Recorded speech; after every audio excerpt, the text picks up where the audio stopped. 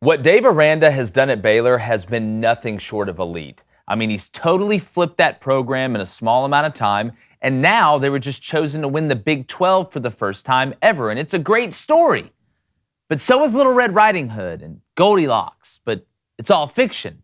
And while I expect the Bears to claw out another good season, I have Oklahoma taking home the Big 12 championship in 2022. And I know that Lincoln Riley and Caleb Williams decided to leave Oklahoma to go surfing in the now doomed Pac-12.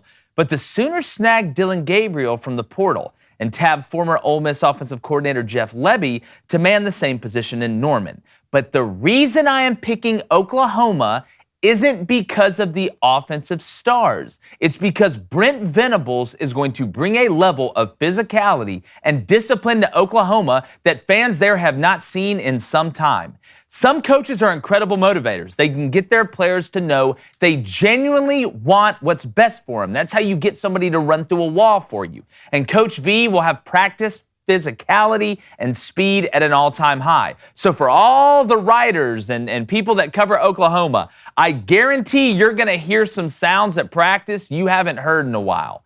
And going back, one of the main reasons that Oklahoma State and Baylor were able to do what they did last year is because they were one of the most physical teams in the country and the two most physical teams in the Big 12. So add that dog mentality to the talent the Sooners already have, and I think you may not only have a contender to win the conference, but also maybe to sneak in the playoff as the fourth seed. Now, Oklahoma is in the middle of somewhat of a rebirth in the way they tailor their identity.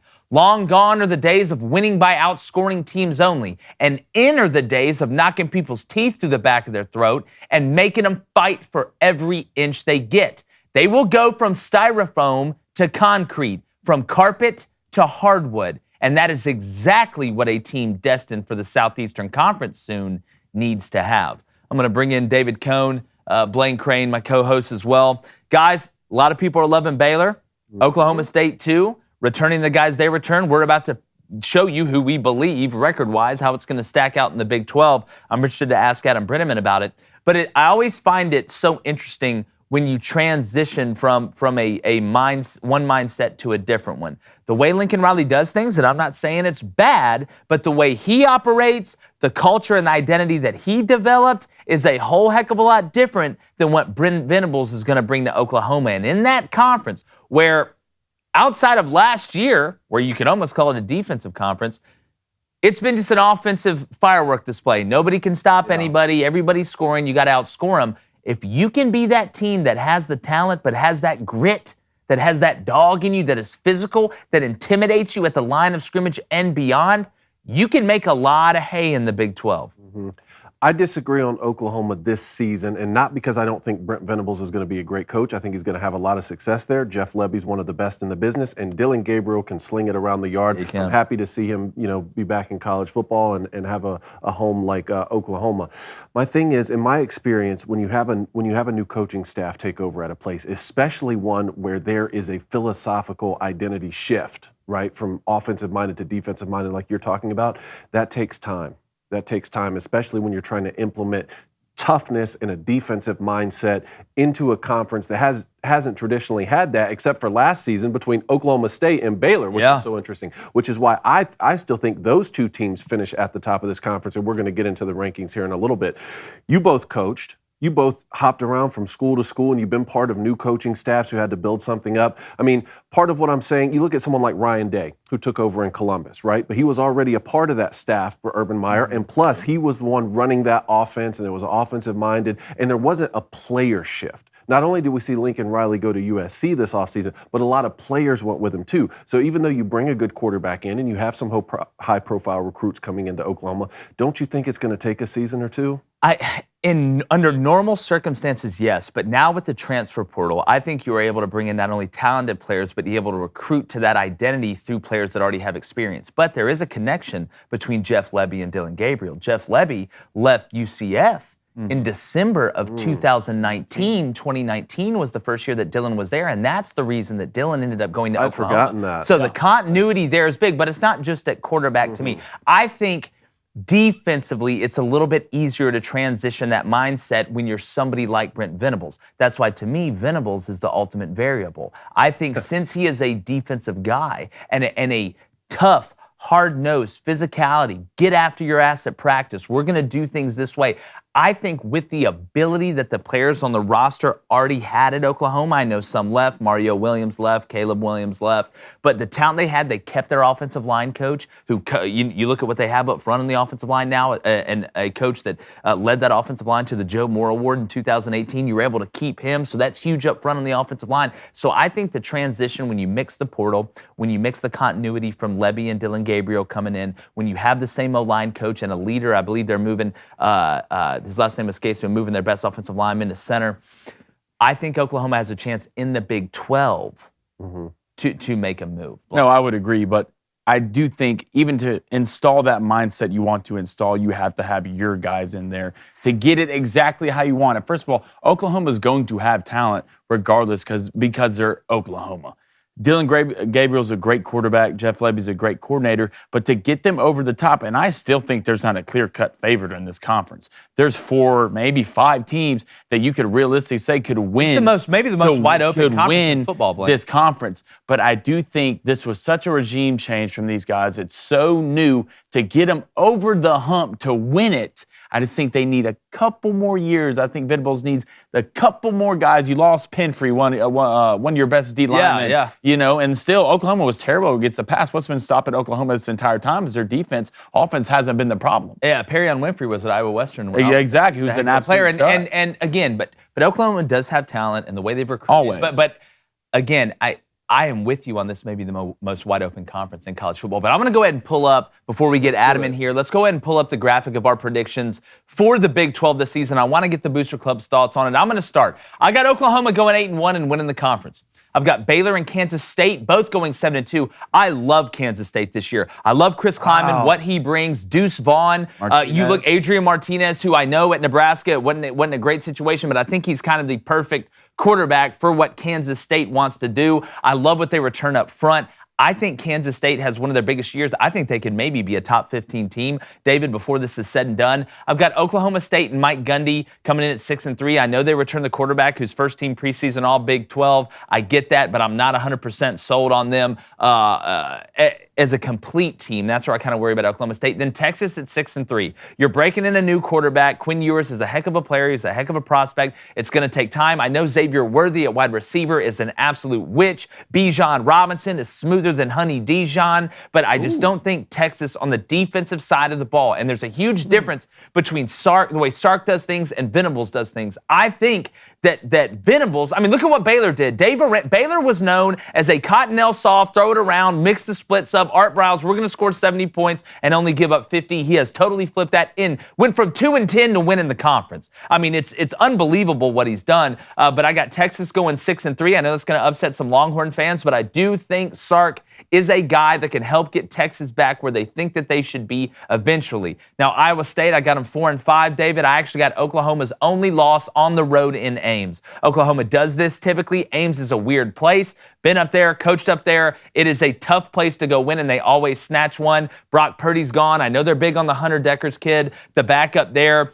Losing Charlie Kolar and some of the guys that they lost, even though, Breece Hall as well at running back's a tough guy to replace. I love the Hutchinson kid at wide receiver. He's coming back a big-time playmaker. I just don't think they have enough. And then Neil Brown in West Virginia. I know they have JT Daniels. I just don't think they have the roster. I got them going 3-6. I got TCU going 3-6, even though the Sonny Dykes hire I wasn't the biggest fan in the world of. Interested to see how that goes. And then Texas Tech, I got going 1-8. I like the Zach Kitley move coming over. I just think it's going to take more time there. I know they're trying to recruit speed.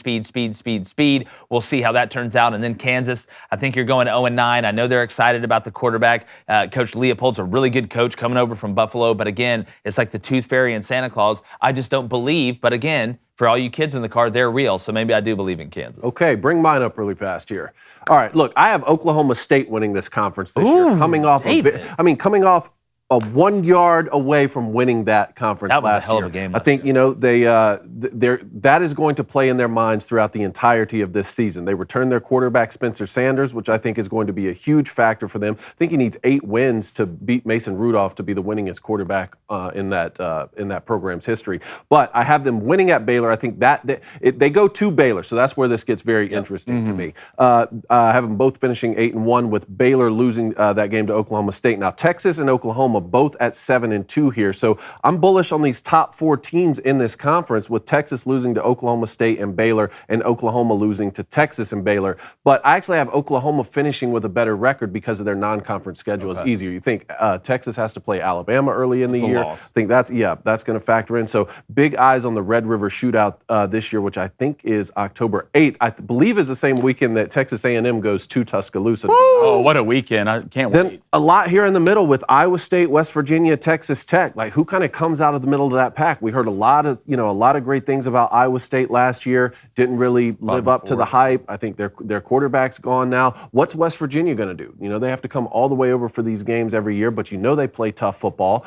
We get down. I'm not as big on Kansas State as you are, but I know that Kansas State's going to finish better than 1-8 in the conference, and I feel that TCU, despite the change over there, is going to finish better than 2-7 in the conference. But where do I give them wins? I mean, I'm so big on the top 4 teams in this conference this year, especially when you look at Sark entering the next year, you know, and Brent Venables coming in, what we were talking about, Oklahoma. Where do they get the wins? That's my biggest question. Yeah, I will say this. Oklahoma does get Kansas State at home. They get Oklahoma State at home. And they obviously play Texas in a neutral site. So that's another reason I had Oklahoma number 1. Their biggest games are at home in the conference as well. Texas Tech 4-5. You somewhat believe them. They're 4-5. Everything's new there.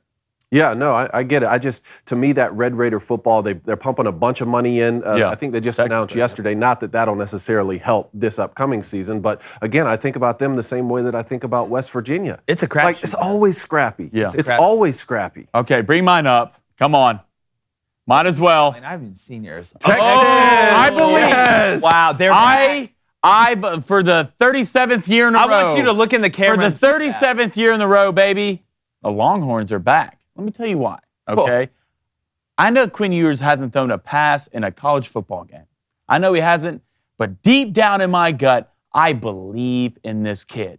I believe he will be probably one of the best, if not, I'd say top 5 quarterbacks in the nation this year. Really? I really think so. I mean, you got the Lambo at running back. The only thing, so you have Xavier Worthy at receiver, Isaiah at receiver. These guys can absolutely play on offense, and Sark's another year. It's just getting closer and closer to me for Sark's time to show up, and you'd be so surprised of who I have them losing to. Who? Kansas State on the road. I'm not surprised. I have them losing to Kansas State on the road. I believe in Texas will be back this year. Your defense can't get any worse, okay? It's only up from here, Sark. Come on, man. I believe into you. Show me the way. Who are we? I am. All right, Oklahoma, 7-2.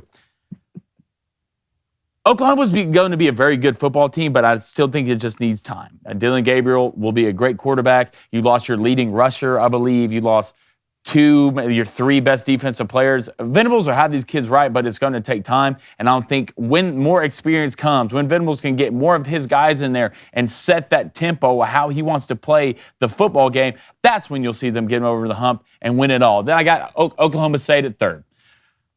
Oklahoma State's defense last year was so freaky, and a lot of people don't give them enough credit. They were so freaky. But what did they lose? I mean, they lost their best middle linebacker. Yep. They lost 4 guys out of their secondary. Let's look at their offense. Their offense wasn't great. I mean, they were 8th in yards per play. They were last in the conference with 40-plus yards per play in a game. So they weren't explosive at all. The defense saved them in a lot of games, and those guys aren't coming back. They will have somewhat of a good front, absolutely, but the linebackers in the secondary will not be as good. So I have them there. Baylor, 7-2. The scary thing about Baylor is you go and you look at their schedule. First of all, I got to see more of this Blake Sharping kid for me to really believe in it. What was holding Baylor back last year? A lot of quarterback play. Their defense was great. Aranda knows how to get the X's and O's and the Jins and Joes to absolutely know how to do it. But you got to think, you go to West Virginia on the road, you go to Texas on the road, and you go to Oklahoma on the road. Those are going to be tough games.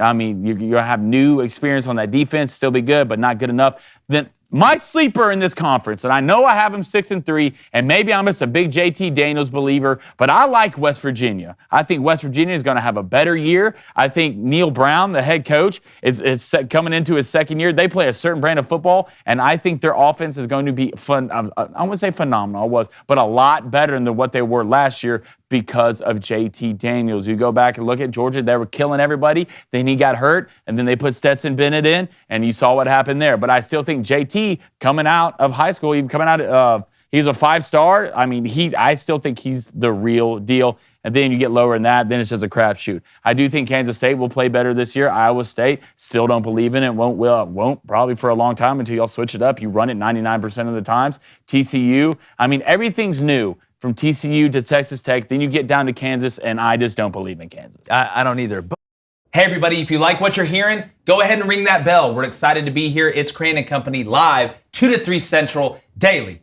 Ring that bell. I want to hear it from coast to coast.